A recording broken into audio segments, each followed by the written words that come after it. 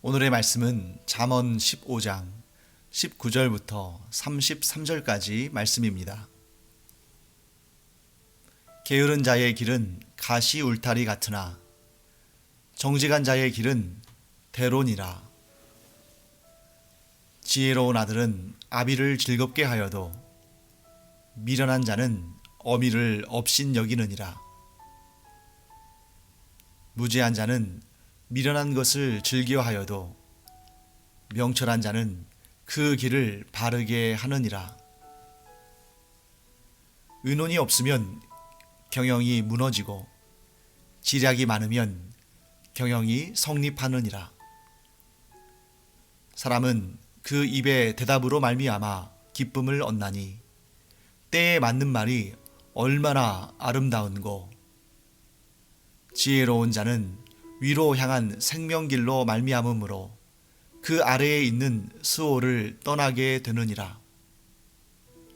여호와는 교만한 자의 집을 허시며 과부의 지게를 정하시느니라. 악한 꾀는 여호와께서 미워하시나 선한 말은 정결하니라. 이익을 탐하는 자는 자기 집을 해롭게 하나 뇌물을 싫어하는 자는 살게 되느니라. 의인의 마음은 대답할 말을 깊이 생각하여도 악인의 입은 악을 쏟느니라. 여호와는 악인을 멀리하시고 의인의 기도를 들으시느니라. 눈이 밝은 것은 마음을 기쁘게 하고 좋은 기별은 뼈를 윤택하게 하느니라. 생명의 경계를 듣는 귀는 지혜로운 자 가운데에 있느니라. 훈계받기를 싫어하는 자는 자기의 영혼을 경히 여김이라. 견책을 달게 받는 자는 지식을 얻느니라. 여호와를 경외하는 것은 지혜의 훈계라. 겸손은 존귀의 길잡이니라. 네, 오늘 본문의 말씀에 19절 이런 말씀을 우리에게 주십니다. 게으른 자의 길은 가시 울타리 같으나 정직한 자의 길은 대론이라. 자, 이 19절에서 정직한 자라고 우리말로 번역된 이 부분은 히브리어로 예사림이라는 단어를 씁니다. 그런데 이 예사림이라는 단어는 곧다, 올바르다 라는 뜻의 형용사 야사르를 이제 복수형으로 만들어 놓은 것인데요. 그것이 뭐냐면 곧고 올바른 길을 걷는 자가 곧 정직한 자다 하는 그런 의미를 가지고 있습니다. 반면에 게으른 사람은 어떤 사람입니까? 자, 그의 삶에 무엇이 있다? 가시 울타리가 있다. 게으른 자의 길은 가시 울타리 같다라고 말씀합니다. 잠언에서 계속 반복되는 말씀들 중에 한 가지가 뭐냐면 게으른 자는 미련한 자다. 미련한 자는 하나님께서 기뻐하시는 일, 곧 지혜로운 일에는 게으르고 하나님께서 미워하시고 싫어하시는 길, 곧 악한 길에는 재빠르고 부지런하다. 이렇게 말씀하고 있습니다. 그런데 잠언은 이 정직한 자는 탄탄대로를 걷지만 게으른 자는 가시 울타리가 그의 길에 있어서 하는 일마다 막힌다라고 이렇게 설명하고 있습니다. 그런데 이것은 결과론적으로 하시는 말씀이고 현실적으로 보면 게으른 사람은 그 인생길에 가시 울타리가 있어서 앞으로 나아가지 못하고 이렇게 주저앉고 하는 것이 아니라 사실은 게으른 자는 자기 스스로 자기의 인생길에 가시 울타리를 두는 것입니다. 자, 이것을 성경은 결과론적으로 표현한 거예요. 즉 게으른 자의 길에, 게으른 자의 인생길에 가시 울타리가 있어서 게으른 자가 앞으로 나아가지 못하고 주저앉아 있는 것이 아니라 사실은 게으른 자가 자기의 인생길에 스스로 가시 울타리를 둠으로 인하여서 그가 주저앉아서 게으름을 피우고 있다 하는 것처럼 우리가 하는 그런 내용을 우리가 알아야 됩니다. 그래서 게으른 자는 이렇게 변명하겠죠. 하나님께서 내 인생길에 저 가시 울타리를 치워주시고 나도 저 정직한 자처럼 내 인생을 탄탄대로로 만들어주시면 내가 게으르겠는가? 내가 하나님 앞에서 이렇게 미련하다고 게으르다고 책망을 받겠는가? 그런데 하나님께서 내 인생길에 있는 저 가시 울타리들을 치워주지 않으시는데 내가 어떻게 하겠는가? 하고 주저앉아서 하소연하고 한탄하고 울부짖습니다. 그러나 성경은 우리에게 이렇게 말씀하시죠. 그 인생길이 탄탄대로가 되는지 아니면 가시 울타리가 가로막고 있는 길인지 그것을 결정하는 것은 너 자신의 삶의 태도다. 너 스스로가 하나님 앞에서 정직한 삶을 살면 너의 인생길은 대로가 될 것이며 너 자신이 게으른 삶을 살면 너의 인생길은 가시 울타리로 막혀있는 그러한 험한 길이 될 것이다. 하나님의 법과 하나님의 뜻은 이렇게 한결같고 정확하고 변함이 없습니다. 사랑하는 성도 여러분, 그렇다면 정직한 자라는 존재는 사람이 정직하다는 것은 무엇을 말씀할까요? 지난번에도 말씀드린 것처럼 이 정직이라는 것은 단지 거짓말을 하지 않는 것만 의미하는 것은 아닙니다. 만일 거짓말을 하지 않는 것만이 정직이라면 성경에는 정직하지 않았음에도 불구하고 심지어 거짓말을 한 것이 분명함에도 불구하고 하나님께 존귀히 쓰임받은 사람들도 있습니다.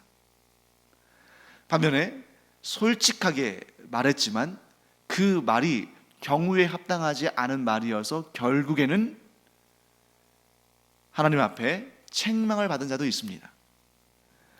그렇기 때문에 성경에서 말씀하시는 정직이라는 것은 문자 그대로 거짓말을 하지 않는 것과 일치할 수는 없는 거죠. 그래서 이 가나안 땅을 정탐하기 위해서 왔던 그 이스라엘의 정탐꾼들을 숨겨주고 그들을 살리기 위해서 거짓말을 했던 라합이 하나님께 존귀하게 쓰임받은 것입니다. 또한 자기의 충실한 신하의 부인 아내였던 바스바를 범하고 그 죄를 덮기 위해서 수많은 거짓말을 했던 다윗이지만 그러나 훗날 하나님께서 그를 평가하실 때에 그는 내 앞에서 정직한 자였다라고 말씀하십니다. 왜 그럴까요? 성경에서 말씀하시는 정직이라는 것은 자기가 하나님 앞에 어떠한 존재인지를 솔직하게 고백하고 또한 하나님께서 나에게 어떠한 분이신지를 간절히 구하고 그래서 하나님의 도우심과 하나님의 은혜를 하나님께 받기를 간절히 구하는 그러한 사람이 곧 정직한 자죠. 내가 내 인생을 책임질 수 없습니다. 하나님, 저는 하나님 앞에 죄인일 뿐입니다. 하나님, 저는 지혜롭지 못합니다. 그러므로 하나님께서 전지전능하신 하나님, 나를 불쌍히 여기시고 긍휼히 여겨주시는 하나님, 제가 그 하나님께 온전히 믿음과 의뢰함으로 나아갑니다. 하나님, 이 불쌍한 종을 긍휼히 여겨주시고 하나님의 은혜로, 하나님의 공의로, 하나님의 은총으로 저를 인도하여 주시옵소서. 저에게 복을 주시옵소서. 저를 지켜주시옵소서. 이렇게 고백하는 자가 하나님 앞에 정직한 자죠. 그러한 자는 하나님께서 그의 인생길을 대로가 되게 하심으로 그가 그 대로를 따라, 그 탄탄대로를 따라 바르게 온전히 하나님께서 뜻하신 길로 걷게 되는 것입니다. 반면에 게으른 자, 곧 미련한 자, 지혜 없는 자는 자기 앞에 수많은 가시 울타리를 만들어 놓고 한 발짝도 떼지 않으면서 하나님을 원망하고 다른 사람들을 원망하고 세상을 향해서 불평하는 그런 삶을 살게 되는 거죠. 사랑하는 성도 여러분, 우리가 어떤 존재인지를 명확히 알고 내가 내 힘과 내 능력으로 내 인생길을 탄탄대로로 만들 수 있는 그런 능력자가 아니라는 사실을 솔직히 시인하고 정직히 시인하고 하나님께로 달려가서 하나님만을 찬양하고 하나님만을 섬기며 하나님만을 의지해서 우리의 인생길을 걸어가는 그런 우리 성도들 되기를 간절히 축원합니다. 그렇다면 하나님께서 반드시 그 인생길을 대로가 되게 하신다 하는 것을 기억하기 바랍니다. 자, 그 다음에 우리 22절 말씀 볼까요? 22절에는 의논이 없으면 경영이 무너지고 지략이 많으면 경영이 성립하느니라. 자, 여기에서 이 의논이라는 말은 비밀을 털어놓을 수 있을 만큼 서로 신뢰하는 사람들의 대화를 의미합니다. 자, 이런 대화의 특징, 지금 이 22절에서 말씀하는 이 경영을 이루는 대화의 특징, 이런 의논의 특징은 뭐냐면 그 대화를 하는 사람들이 서로 속고 속이며 자기 자신의 이익을 위해서 상대방을 이용해 먹으려고 하는 것이 아니라 정말 서로를 위하고 잘 되기를 바라고 발전할 수 있도록 돕고 그를 위하여 기도하는 그런 관계를 의미하는 것입니다. 사랑하는 성도 여러분, 내 주변에 정말 내가 잘 되기를 바라고 또 내가 잘 되면 진심으로 기뻐하고 내가 좀 어려움에 처했을 때에 긍휼한 마음을 갖고 내가 슬플 때에 함께 울어주는 그런 사람이 있다는 것이 얼마나 큰 복이고 얼마나 큰 행복인가 하는 것을 우리가 시간이 지나면 지날수록 더욱 절실하게 느끼게 되죠. 그래서 우리 교회 안에 있는 성도들이, 세상 사람들은 이 원리를 잘 모르지만 우리 교회 안에 있는 성도들이 이 잠언의 말씀을 배우는 우리가 먼저 서로에게 그런 사람 되기를 간절히 축원합니다. 어떤 사람이에요? 마음을 터놓고 의논할 수 있는 사람. 그래서 그 사람과 대화하는 것이 나에게 위로가 되고 힘이 되고 격려가 되는 사람.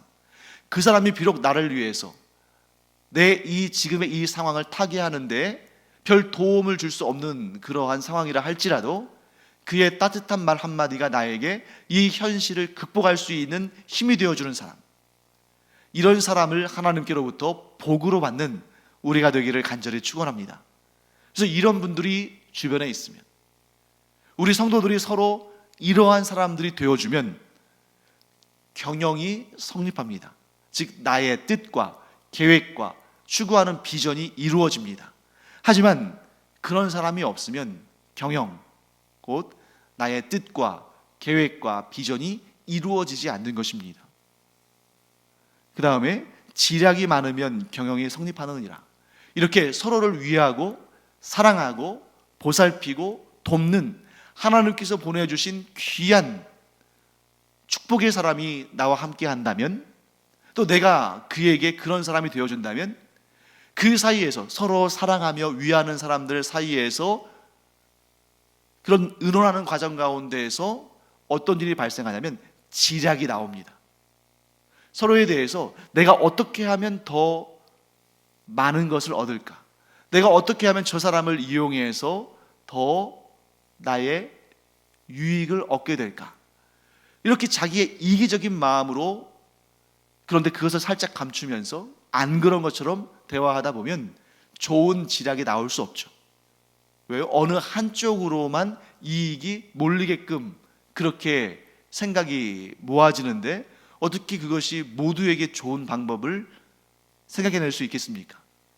그런데 서로가 사랑하고 서로가 존중하고 서로가 서로를 위하고 정말 잘 되기를 바라고 축복하는 마음이라면 하나님께서 그 마음에 역사하시고 하나님께서 그 생각을 주관하시고 하나님께서 그들 사이의 의논이 아주 복되게 하심으로 지략이 나오게 하시고 내가 생각하지도 못했던 그런 지혜와 지략을 얻고 그 감당하기 어려웠던 일을 능히 감당하고 좋은 결실을 맺게 된다. 이 말씀을 나누고 있는 우리 성도 여러분, 저와 여러분 모두가 또 우리 교회 공동체의 모든 성도들이 이와 같은 사람, 서로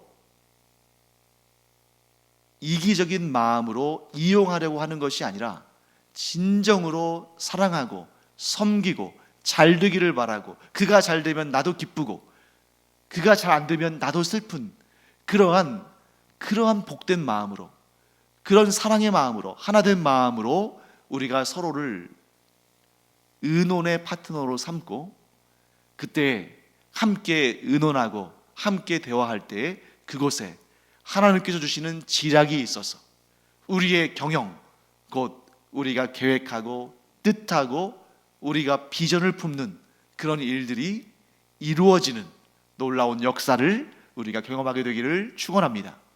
그런데 서로가 제각각 자기 자신이 잘 되기를 바라는 그런 이기적인 마음을 가지고 그런 마음을 품고 대화하다 보면 지략도 나오지 않고 결국 그러한 의논은, 그러한 대화는 서로에게 불신만 쌓이고 상처만 주고 결국에는 그 경영이 이루어지지 못하는 그런 결과를 얻을 뿐이겠죠.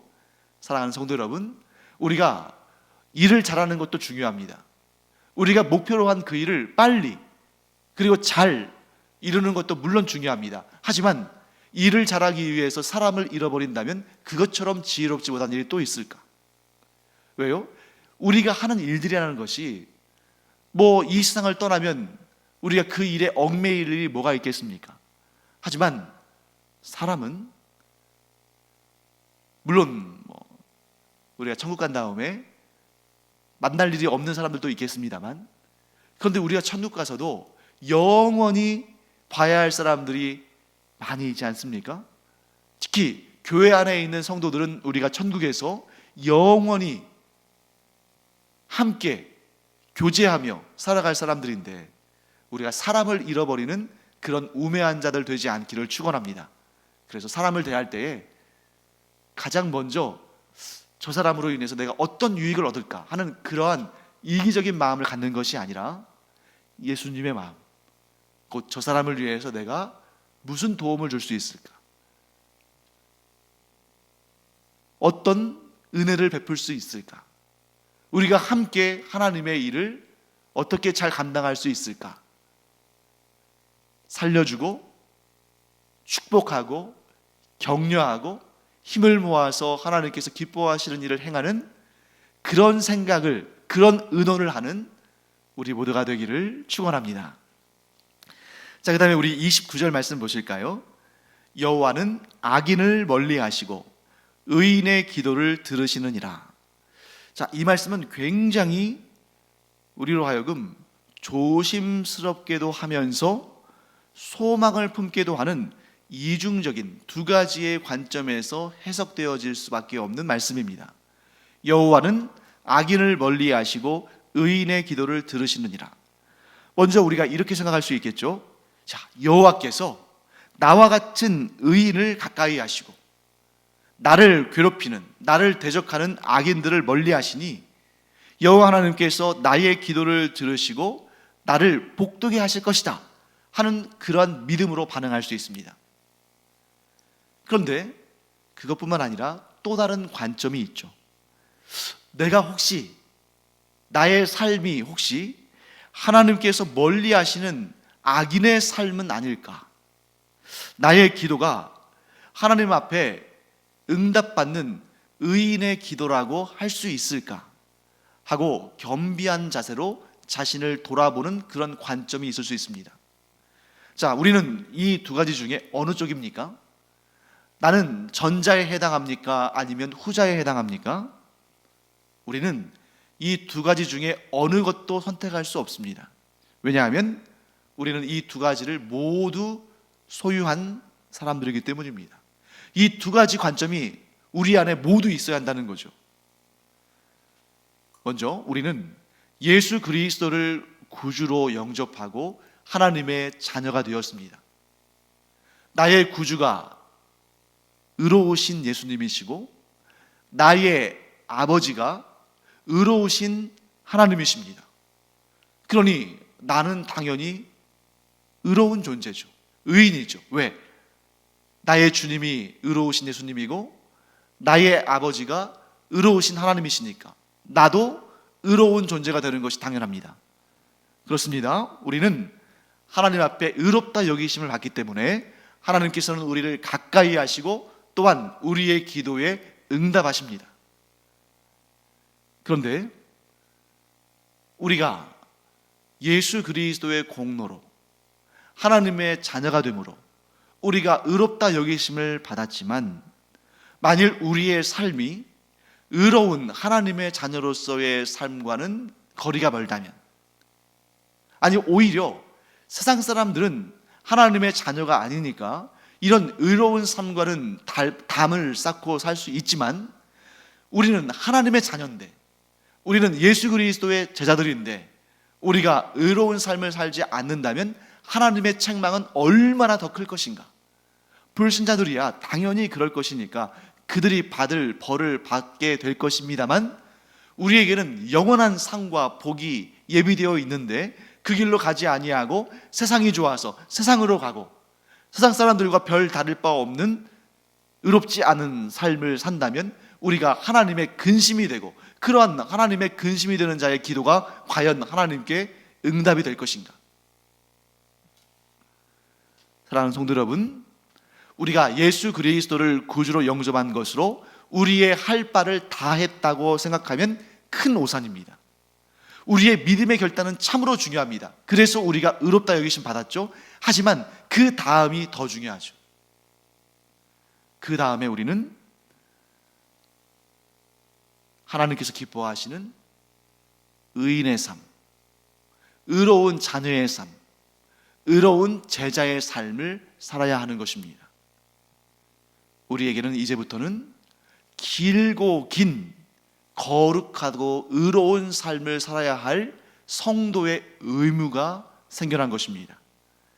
그 길고 긴 거룩한 의인의 삶, 이것을 우리가 성화되는 과정, 성화된 삶이라고 말하는 거죠. 이 삶은 우리가 천국 가는 그날까지 결코 중단되지 아니하고 계속될 것입니다. 그러므로 우리가 하나님의 말씀을 마음에 새기고 하나님의 뜻대로 살아야 되는데 하나님께서 우리에게 뭐라고 말씀하시냐면 내가 거룩하니 너희도 거룩하라 라고 말씀하시죠. 그렇기 때문에 우리가 우리의 삶 가운데에 나는 예수 그리스도를 믿어 의인이 되었습니다. 그리고 이제는 나의 모든 삶을, 나의 모든 인생의 시간을 바쳐서 거룩하신 하나님을 닮은 거룩한 성도로 살겠습니다 하는 그러한 의지와 또한 그것을 삶에서 실천하는 노력이 우리를 복되게 하는 줄 믿습니다. 그래서 우리가 하나님 앞에 설 때에 책망받는 그러한 인생이 아니라 하나님 앞에 설 때에 칭찬받고 복받고 상받는 그런 삶이 되기를 간절히 축원합니다. 자, 그 다음에 우리 마지막으로 31절 말씀 볼까요? 생명의 경계를 듣는 귀는 지혜로운 자 가운데 있느니라. 생명의 경계를 듣는 귀는 지혜로운 자 가운데에 있느니라. 무슨 말씀인지 좀 모호할 수 있습니다. 쉽지 않은 구절이죠. 좀 어색할 수도 있습니다. 그런데 이 말씀을 좀 쉽게 풀어보면 생명의 경계, 우리가 평소에 잘 사용하지 않는 표현이죠. 생명의 경계가 무엇일까? 이 말씀을 좀 쉽게 표현하면 생명의 견책 혹은 삶의 질책 또 생명의 책망, 그러니까 이 경계라는 말씀이 무슨 나라와 나라 사이에 있는 경계, 이 집과 저 집 사이에 있는 경계, 이런 경계의 의미가 아니라 경책, 질책, 또 징계, 책망, 이런 의미를 갖는 것입니다. 그렇기 때문에 지금 이 31절 말씀이 우리에게 주시는 교훈은 뭐냐면, 자신의 잘못에 대해서 경계와 질책과 책망 같은 것을 달게 듣는 사람은 지혜로운 사람이다 라고 말씀하시는 것이죠. 자, 같은 맥락에서 이 31절과 32절과 33절이 다 쭉 연결이 됩니다. 32절 말씀은 이렇게 말씀하시죠. 훈계 받기를 싫어하는 자는 자기 영혼을 경히 여김이라. 견책을 달게 받는 자는 지식을 얻느니라. 그 다음에 연이어서 33절, 여호와를 경외하는 것은 지혜의 훈계라. 겸손은 존귀의 길잡이니라. 지금 이 31절, 32절, 33절 말씀이 전부 여호와 하나님께서 주시는 경책, 경계, 훈계, 질책, 책망, 이런 것들을 달게 받는 것이 곧 지혜다. 이런 사람이 복된 사람이다 하고 지금 말씀하고 있는 것이죠. 그래서 오늘 주제는 이렇게 잡겠습니다. 훈계를 달게 받는 겸손한 마음이 곧 지혜로운 마음이고, 그것이 곧 여호와 하나님을 경외하는 것이다. 꼭 마음에 새겨두기 바랍니다. 실제로 우리가 성경을 읽어보면 성경은 축복의 말씀으로만 되어 있지 않죠. 칭찬과 격려와 복과 은혜의 말씀으로만 되어 있지 않습니다. 그런 관점에서 성경을 읽다 보면 되게 당황할 수 있어요. 그래, 성경은 하나님의 사랑과 하나님의 은혜를 잘 표현하는 책이니까 내가 성경을 이렇게 읽다 보면 참 나에게 격려가 되고 은혜가 되고 또 복이 되고 또 힘을 주는 그런 말씀이 가득 차 있겠지? 이런 마음으로 성경 통독을 시작하면 중간중간 많이 적지 않게 당황하실 거예요. 왜 그렇습니까? 성경의 반은 은혜와 복과 상과 칭찬과 격려와 위로의 말씀이지만 나머지 반은 경계와 질책과 훈계와 책망의 말씀이기 때문입니다. 왜 그럴까요? 아니, 성경에서 하나님 말씀에서 그냥 좋은 말씀, 복의 말씀, 칭찬하는 말씀, 상 주시는 말씀, 은혜의 말씀, 이런 것만 있으면 좋겠는데 곳곳에 많은 질책과 책망과 경계와 훈계의 말씀들이 많다 보니까 어떨 때는 좀 무섭기도 하고 지루하기도 하고 재미도 없고 부담스럽기도 하고 그렇단 말이죠. 하지만 왜 하나님께서 성경의 반은 징계와 책망과 훈계의 말씀으로 두셨을까? 그것이 곧 하나님의 방식이고 그것이 곧 우리를 살아있게 하는 하나님의 인도하심이기 때문입니다. 하나님께서 모세에게 이스라엘 백성들에게 이 말씀을 전하라고 말씀하셨습니다. 그것이 뭐냐면, 너희가 이제 약속의 땅 가나안 땅에 들어가게 되면, 출애굽 여정을 마치고 약속의 땅 가나안 땅에 들어가게 되면 그리심산과 에발산에 너희들이 반씩 서라. 그리고 그리심산에서는 축복의 말씀을 선포하고 에발산에서는 저주의 말씀을 선포하라. 우리 같으면 서로 앞다퉈서 그리심산에 서려고 할 것 같아요. 왜요? 거기에서는 축복의 말씀, 은혜의 말씀이 선포되니까. 그런데 왜 하나님께서는 이스라엘 백성들을 반을 나눠서 한쪽은 그리심산에 서고 한쪽은 에발산에 서고 또 한쪽은 은혜의 말씀을 선포하고 한쪽은 저주의 말씀을 선포하게 하셨는가? 이 두 가지가 그들에게 모두 필요했기 때문이고, 또한 성경은 우리에게 이 두 가지를 모두 말씀하시므로 우리에게 이 두 가지가 모두 필요하다는 사실을 명확하게 말씀하십니다. 우리가 하나님의 자녀로서, 하나님을 경외하는 사람으로서, 지혜로운 사람으로서, 생명의 사람으로서, 복된 사람으로서, 상을 받을 사람으로서 살기를 원한다면 지혜와 여호와 하나님을 경외하는 그런 말씀을 마음에 품고 살기를 원한다면 축복과 은혜와 은총과 칭찬과 격려의 말씀에만 귀를 기울이고 그 말씀만 찾아보고 그 말씀만 묵상하는 것이 아니라 우리를 죄로부터 건져내시고 우리로 하여금 죄와 벗삼지 않게 하시고, 우리로 하여금 가시 울타리를 치지 않게 하시고, 우리로 하여금 탄탄한 대로를 걷도록 우리를 경계하시는 그 훈계와 질책과 경책과 꾸지람의 말씀에도 우리가 귀를 기울여야 한다는 것입니다. 이 두 가지가 함께 있어야만 우리에게 진정한 복이 임하는 것입니다. 한쪽 날개는 독수리의 날개인데 한쪽 날개는 참새의 날개라면 그 새가 온전히 날 수 없는 것입니다. 두 쪽 날개가 같아야, 같은 크기와 같은 힘을 지녀야 빠르게 날고 멀리 날고 오래 날을 수 있습니다. 사랑하는 성도 여러분, 성경에 때로는 무서운 징계와 훈계와 질책의 말씀이 있는 것은 우리가 깨어있도록 하시는 것입니다. 그래서 우리는 축복과 저주, 칭찬과 책망, 복과 꾸지람, 이 모든 것이 어우러져서 우리를 온전케 하신다, 우리에게 구원과 복을 주신다 하는 이 사실을 꼭 깨닫고,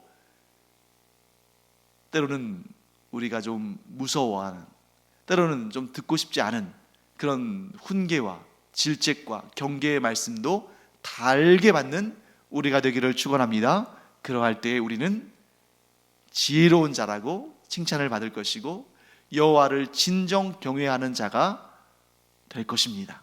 이 복이 우리와 함께 하기를 축원합니다. 기도하겠습니다. 하나님, 주님의 은혜를 감사드립니다.